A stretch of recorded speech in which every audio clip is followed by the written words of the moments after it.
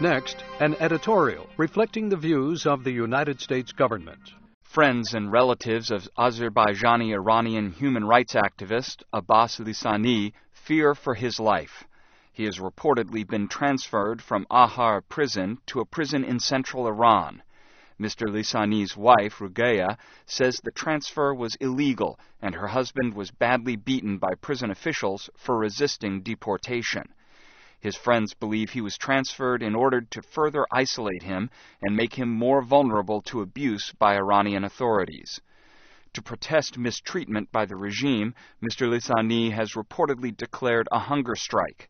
In an interview with the Voice of America's Azerbaijani service, Rugeya Lisani said Azerbaijani Iranians will continue their struggle for human rights. They will not break us. If they keep Abbas to the end of his life in prison, they will not break us, as we will always support him. In its latest human rights report on Iran, the U.S. State Department said, in June 2006, security officials arrested Mr. Lisani following a protest demonstration and charged him with holding rallies against the state system.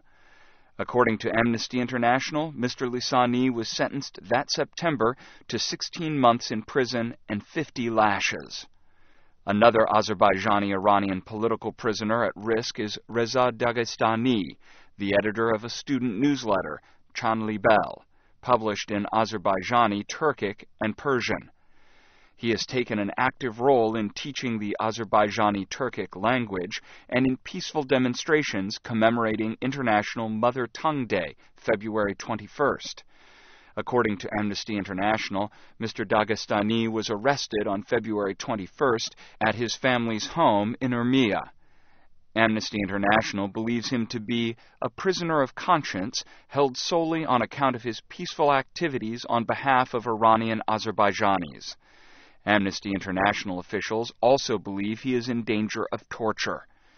Secretary of State Condoleezza Rice says, in every region of the world, men and women are working peacefully and often at great risk to themselves and their families to secure human rights and fundamental freedoms, to follow their consciences and speak their minds without fear, to choose those who would govern them and to hold their leaders accountable and to achieve equal justice under the law. Americans, she says, continue to believe that it is our duty to support these courageous men and women. That was an editorial reflecting the views of the United States government.